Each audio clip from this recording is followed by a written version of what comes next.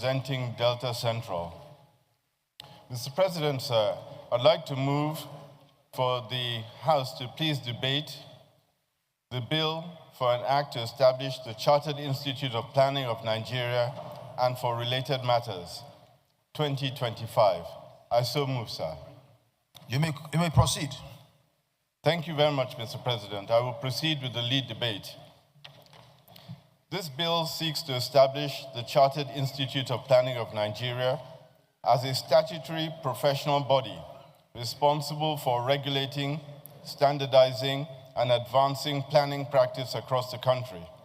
It aims to introduce a unified national framework for professional planning covering economic, infrastructure, environmental, social, corporate, and strategic planning, thereby addressing Nigeria's long-standing institutional and developmental gaps.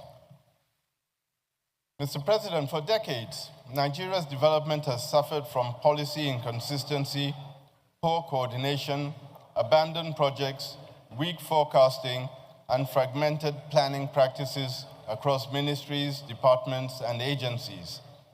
Successive development frameworks, from Vision 2010 to Vision 2020 and the ERGP, fell short largely because Nigeria lacked a competent, institutionalized planning architecture capable of ensuring continuity, coherence, and long-term implementation across political transitions.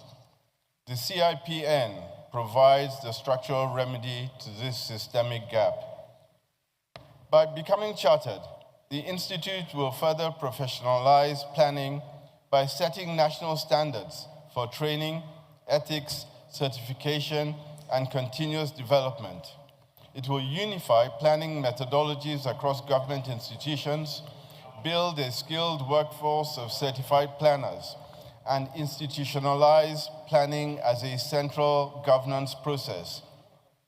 CIPN will also formalize collaborations already established with bodies such as INEC, local government service commissions, the NUC, and private sector organizations. Distinguished Senator Dafinoni, this bill lacks merit. It does not merit spending precious time of this Senate on it. Mr. President, the best time in Nigeria planning history, when we used to have development plans, they were not done by chartered institute. We can't have a situation where we have 1 million laws adding no value other than creating confusion. Who is a professional planner? An economy planner, a sociologist planner, an electrical planner, a senatorial planner? Which kind of planning? Every aspect of business, depending on the nature of the business, those running the business, what to plan for and what not to plan for. Laws are not motions. Laws are something that somebody can be charged to court on the basis of a law of parliament. So I respect so much distinguished Senator Dafinoni, but I do not believe that we should keep passing laws that will not add value whatsoever. They will only create confusion in our courts, and worse, the chief whip who supported were talking about cutting costs. How do you cut costs when you create institutions that we had a happy chairman, Senator Orji, Kalu, vice chairman, deputy chairman, all kinds of appointments? I'm protecting you. I'm protecting you. Additional overhead, Senator, valuing up our... Senator, I'm protecting you. You are being disrupted. I mean, it's trying to stop you from speaking. You are a very experienced legislator. You were here since 1992, right? He has a floor. He has my protection. Allow him to finish, then I'll recognize you. You can carry on. Thank you very much, sir.